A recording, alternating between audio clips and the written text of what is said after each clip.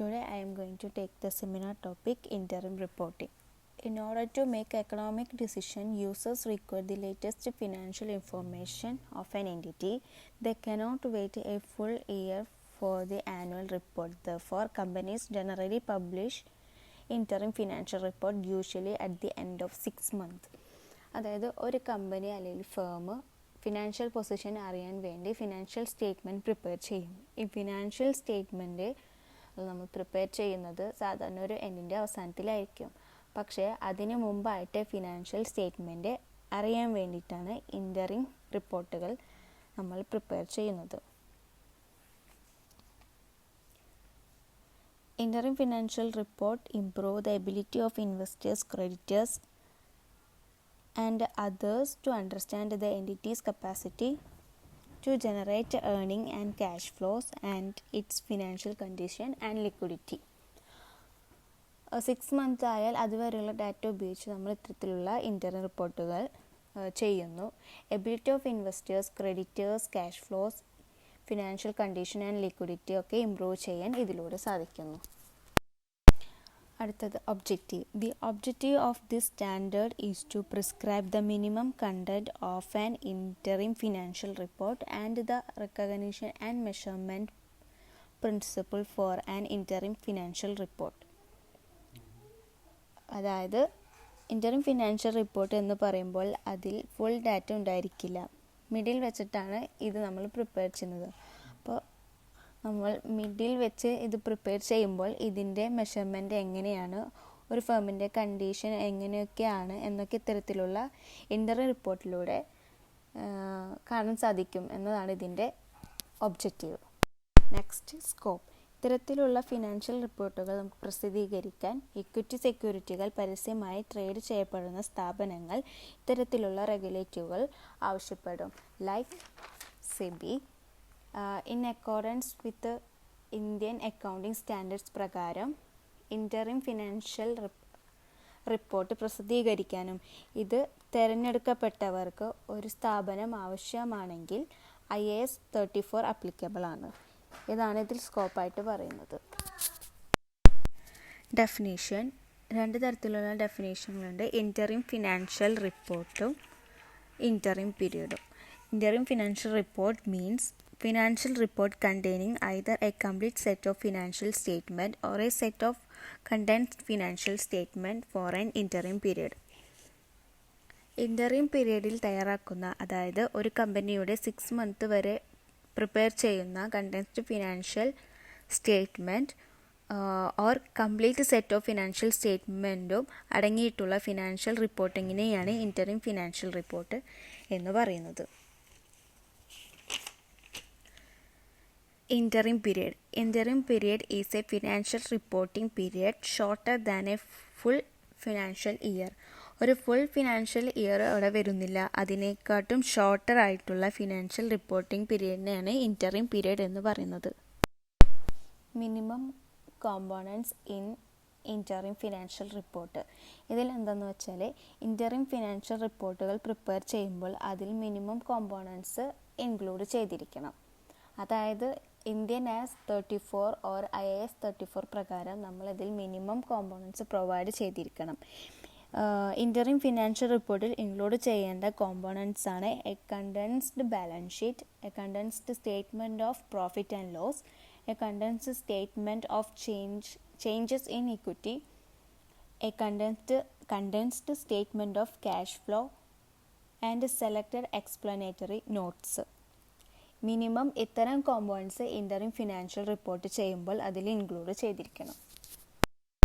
Forms and content of interim financial statement. Situation 1. If any entity publishes a complete set of financial statement in its interim financial report, the form and the content should conform to the requirement of Indian as 1. അതായത് ഒരു entity publishers complete set of financial statement interim financial report include ചെയ്യുന്നുണ്ടെങ്കിൽ അതിൽ form and content Indian as 1 പ്രകാരം അത് confirm ചെയ്തിരിക്കണം. Next, Situation 2. If any entity publishes a set of condensed financial statement in its interim financial report, it should include the following as minimum. അതായത് ഒരു entity condensed financial സ്റ്റേറ്റ്മെൻറ്റിനെ ഇൻ്റർം റിപ്പോർട്ടിൽ include ചെയ്യുന്നേ ഉള്ളതെങ്കിൽ താഴെ പറയുന്ന കാര്യങ്ങൾ ഫോളോ ചെയ്യണം. First one, each the heading and subtotal that were included in its most recent annual financial statement. അതായത് ഒരു ആനുവൽ ഫിനാൻഷ്യൽ സ്റ്റേറ്റ്മെൻറ്റിൻ്റെ മോസ്റ്റ് റീസെൻ്റ് ആയിട്ടുള്ള ഹെഡിങ് സബ് ടോട്ടൽസ് ഒക്കെ ഇതിൽ ഇൻക്ലൂഡ് ചെയ്തിരിക്കണം. രണ്ടാമത്തത് ദി സെലക്റ്റഡ് എക്സ്പ്ലനേറ്ററി നോട്ട്സ് അതിലുണ്ടായിരിക്കണം. Additional line items or notes should be included if their omission would make the condensed interim financial statement misleading. Next, basic and diluted earningsും per share ആയിട്ടുള്ളത് ഇതിൽ present ആയിരിക്കണം.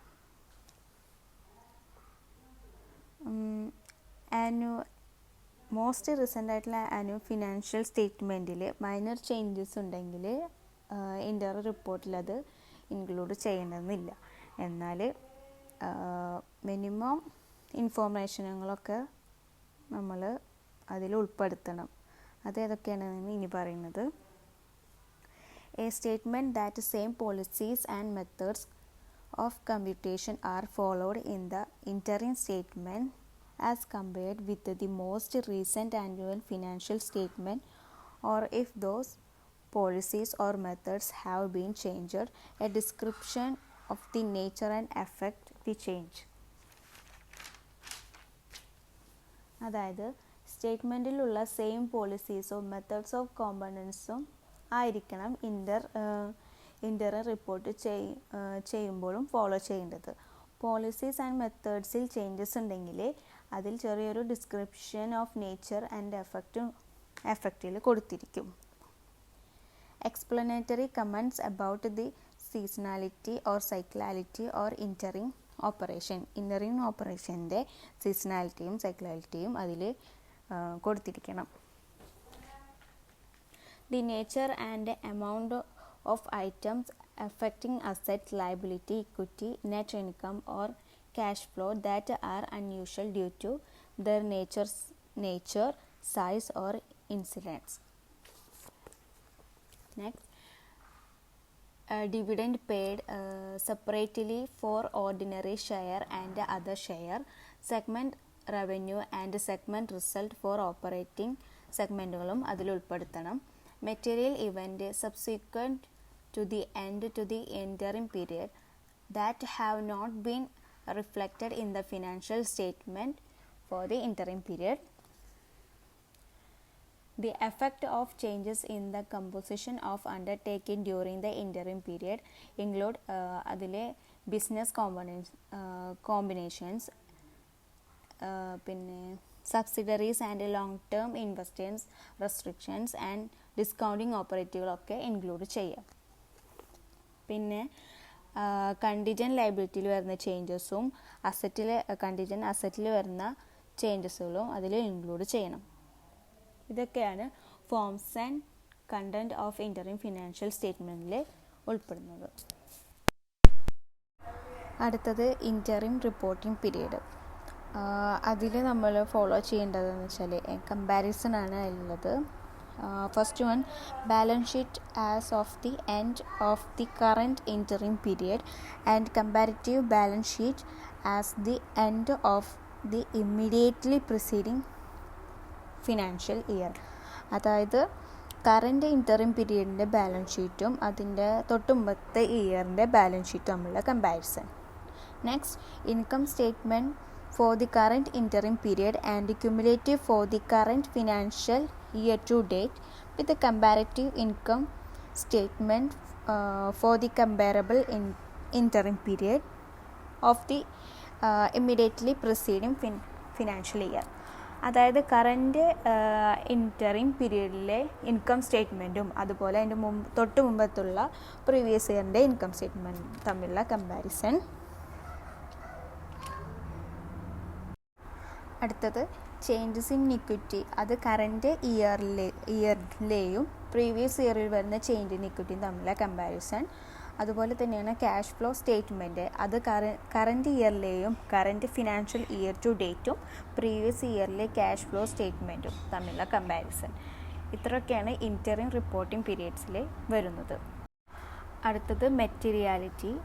Materiality should be assessed in relation to the interim period of financial data. Interim measurement may rely on estimate to a greater extent than measurement of annual financial data. അതായത് interim പീരീഡിൽ financial ഡാറ്റയുമായി ബന്ധപ്പെട്ട് നമ്മൾ materiality assess ചെയ്യണം. Annual financial data മെഷർമെൻറ്റിനേക്കാൾ ഒരു greater extent interim measurement ഉണ്ടായിരിക്കും. പിന്നെ മെറ്റീരിയാലിറ്റിൻ്റെ കുറച്ച് എക്സാമ്പിളാണ് omissions, could influence the decisions ഒക്കെ. അടുത്തത് disclosure in annual financial statement. അതായത് if an estimate of an amount reported in an interim period is changed significantly during the financial interim period of the year, but the separate financial report is not published for the period, the nature അപ്പോൾ അതിൻ്റെ നേച്ചറും amount of that change in estimate should be disclosed in the annual statement for the financial year. അതായത് അതിൻ്റെ നേച്ചറും അതൊക്കെ financial സ്റ്റേറ്റ്മെൻറ്റിൽ നിന്ന് disclosed ആവും. പിന്നെ വരുന്നതാണ് recognition and measurement. അതിൽ 3 എണ്ണമാണുള്ളത്. Same accounting policies as annual, revenue received seasonally, cyclically, occasionally, and use of estimates. Same accounting policies as annual എന്ന് പറയുന്നത് വെച്ചാൽ നമ്മളതിൽ സെയിം ഡാറ്റകളാണ് യൂസ് ചെയ്യുന്നത്. അതായത് സെയിം പോളിസീസാണ് നമ്മളതിൽ അപ്ലൈ ചെയ്യുന്നത്. പിന്നെ യൂസ് ഓഫ് എസ്റ്റിമേറ്റിൽ പറയുന്ന വെച്ചാൽ interim financial report generally require A greater use of estimation methods than annual financial report. അതായത് ഇൻറ്ററിം ഫിനാൻഷ്യൽ റിപ്പോർട്ട്സിൽ ജനറലി ആയിട്ട് ഗ്രേറ്റ് ആയിട്ടാണ് നമ്മൾ യൂസ് ചെയ്യുന്നത്. അങ്ങനെയാണ് യൂസ് ഓഫ് എസ്റ്റിമേറ്റ്സ് എന്ന് പറയുന്നത്. അടുത്തത് ഒരു പ്രോബ്ലമാണ്. Page number 371 illustration number 2. Mayo Limited present interim financial report. Quarterly earns ₹800 lakh pre-tax profit in the first quarter ending 30th June 2020, but accept to incur losses of ₹250 lakh in each of the remaining 3 quarters. Effective income tax rate is 35%. Calculate the income tax expenses to be reported for each quarter as per India as 34. അപ്പോൾ ഇതിൽ നമുക്ക് ക്വാർട്ടേഴ്സുകളുടെ കാണണം.